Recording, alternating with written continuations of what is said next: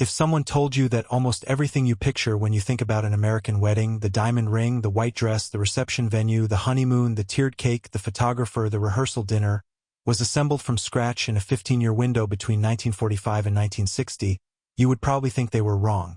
You'd think you were looking at traditions stretching back centuries. And that's exactly what the industries that built them need you to believe. The American wedding as a specific set of rituals, objects, and financial expectations that cost the average couple a year's salary didn't emerge from ancient custom or religious tradition.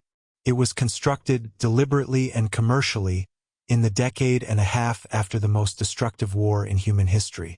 Not by culture, by commerce. And the story of how it happened is one of the most successful economic transformations in American history. To understand what changed, you first have to understand what weddings looked like before the war, because they looked almost nothing like what you're picturing now. In the 1920s and 1930s, the average American wedding was a small, practical community affair. It usually took place at home or at a church with family and close neighbors present. The bride often wore a nice dress she already owned, or had one made that she could wear again. There was food, usually prepared by the women of the community rather than catered. There was no professional photographer in most cases, no dedicated reception venue, no honeymoon trip of any significance. The occasion was meaningful and celebrated, but it was celebrated within whatever the family's actual means allowed. And in the Depression years of the 1930s, those means were often very limited. Wedding spending was the last thing a struggling household could justify. In 1939, a survey found that only about 2/3 of American couples even purchased an engagement ring at all. The ones that did spent an average equivalent to around $1,800 in today's dollars. The engagement ring was not yet a cultural requirement. It was an optional luxury. Then the war arrived, and it changed the mathematics of marriage in ways nobody fully planned for. When young men started receiving deployment orders in 1941 and 1942, something immediate and urgent happened across the country. Couples who had been waiting for financial stability, waiting for the right moment, waiting until things settled down, stopped waiting. A soldier shipping out to the Pacific didn't have time for a long engagement. A young woman who didn't know when or whether her partner would come home wanted the commitment formalized before he left. The result was an enormous wave of hasty, simple, wartime weddings. They happened quickly, cheaply, and practically. The ceremony was the point. The celebration was secondary.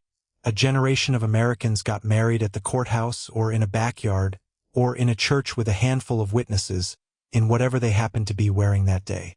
The wedding was compressed to its most essential form because the circumstances demanded it. And then the war ended, and roughly 12 million American servicemen came home. And what happened next created the conditions for everything that followed.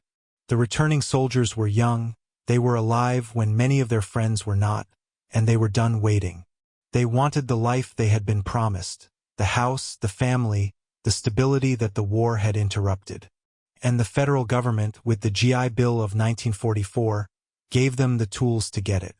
Low-interest home loans, education benefits, business startup loans, unemployment insurance. Suddenly, a generation of men who had shipped out as young working-class boys came back with access to financing and opportunity on a scale their parents had never seen.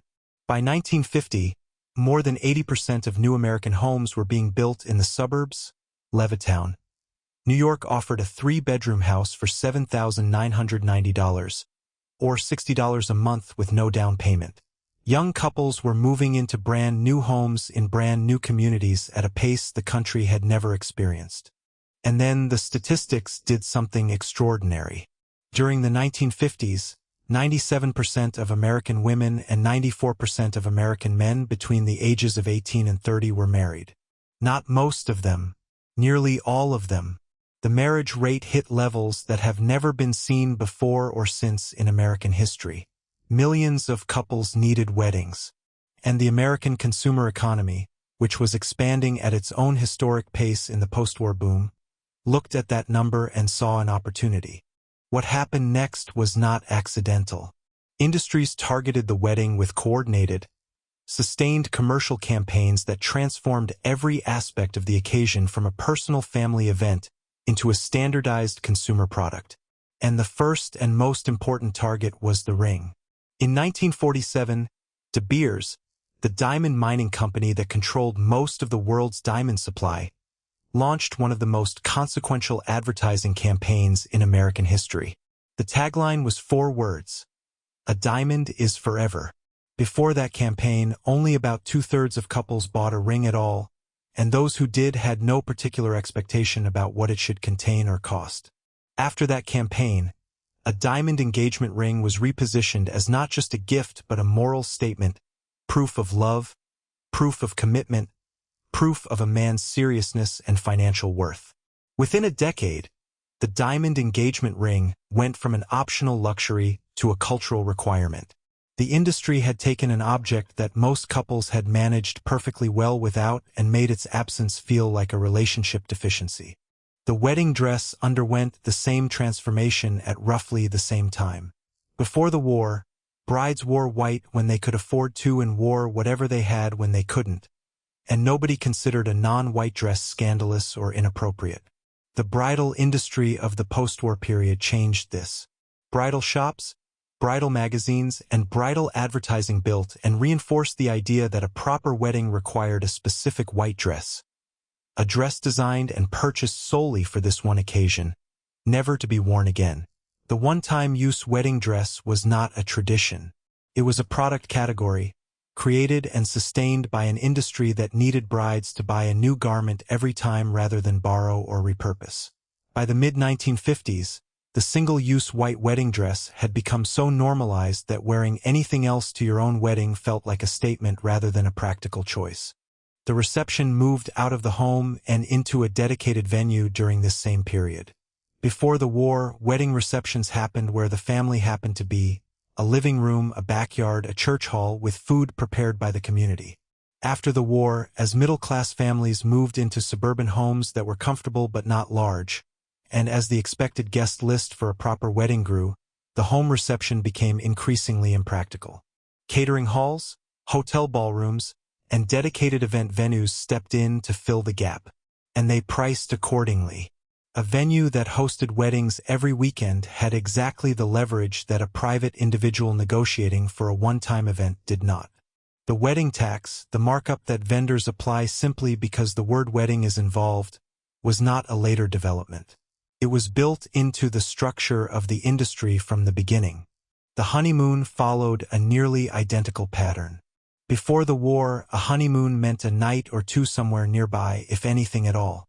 After the war, the American travel industry, airlines expanding routes, hotels building resorts, tourism boards marketing destinations, saw newlywed couples as a specific and financially predictable market. The post-war honeymoon became a trip, a real trip, to Florida, to California, to Niagara Falls, eventually to Hawaii after statehood in 1959. The honeymoon transformed from a brief private retreat into a travel product with a marketing budget behind it, complete with honeymoon suites, honeymoon packages, and the expectation that beginning your marriage with a significant journey was the only proper way to start. Television sealed all of it. Beginning in the early 1950s, American families sat in their suburban living rooms and watched a steady stream of idealized domestic imagery. Leave It to Beaver, Father Knows Best, The Donna Reed Show, that showed a specific version of American family life as the universal standard. The wedding that preceded that life had to match. Bridal magazines like Brides, which had launched in 1934 but exploded in readership during the post-war period, provided the visual template. By the mid-1950s, the average American bride and her family had a clear, media-constructed picture of what a proper wedding looked like, and that picture had a specific set of line items attached to it. The ring, the dress, the venue, the photographer, the flowers, the cake, the honeymoon, and the expectation that cutting any of them was a sign of inadequacy rather than a sign of financial wisdom. What the post-war wedding did, quietly and permanently, was shift the locus of the occasion from the community to the couple. Before the war, a wedding was something a community did together for two of its members. The food was made by neighbors. The decorations were assembled by family. The music came from whoever in the group could play. The cost was distributed across a network of relationships. After the post-war commercialization, all of those things became purchased services. The neighbor who used to make the cake was replaced by a professional baker. The family member who used to do the flowers was replaced by a florist charging a premium for the occasion. The community that used to provide the labor of celebration was replaced by vendors charging for it. The wedding got more elaborate. It also got more expensive. And it got lonelier, not in terms of attendance, but in terms of participation. The guests went from contributors to audience. And the couple went from the center of a communal event to the customers of an industry. The numbers that resulted from this transformation are not difficult to find. In the early 1950s, the average American wedding cost roughly $2,000 in today's dollars. By 1980, adjusted for inflation, that number had roughly tripled. By 2000, it had tripled again. Today, the average American wedding costs over $30,000. And that average is pulled down significantly by smaller ceremonies. Every generation since the 1950s has inherited a template and been told it was ancient. So here is the full picture. The American wedding, as most people know, it was built in 15 years between 1945 and 1960 by a collision of specific economic forces.